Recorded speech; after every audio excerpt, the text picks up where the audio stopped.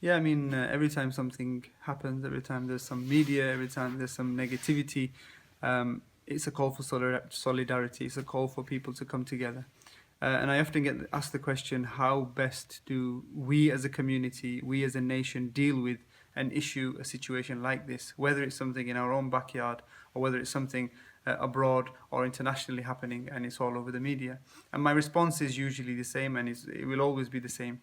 And that our response should be that whenever there is adversity, we come together and we stand together in unity.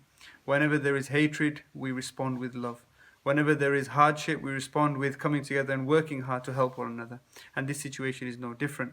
Um, an example I can give to show how we can best deal with it is that of the guy who came to the mosque yesterday morning, 10 o'clock in the morning, knocked on the door, waited politely, and when I opened the door, I was greeted with a smiley face.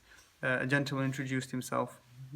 He called himself David, and I didn't ask any more. And I use his name because it's important to know that he was a member of this community.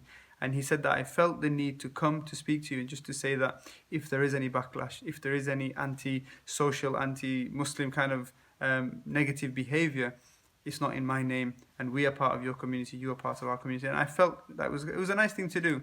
Now, people may say to me, well, why do you need to be apologetic, and why do you need to apologize for something which you didn't do? And I totally stand by that.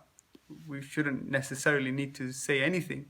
But ultimately, when something is bad, when something negative, we condemn it as a whole, we condemn it as a community. And when there is something positive which happens, we praise it as a community and we praise it as a whole. Another question which is usually asked is, well, how can people justify this, and why do people do these kind of things? I can't answer that question because that's not the way that I think, because I am a Muslim and I follow Islam, and anybody who follows this religion or any other religion which believes in the one in God and in goodness towards those who are close to you and your neighbors and your friends would find no justification for an action like this. It's cowardice, it's a crime, and they should be dealt with the full force of the law, really.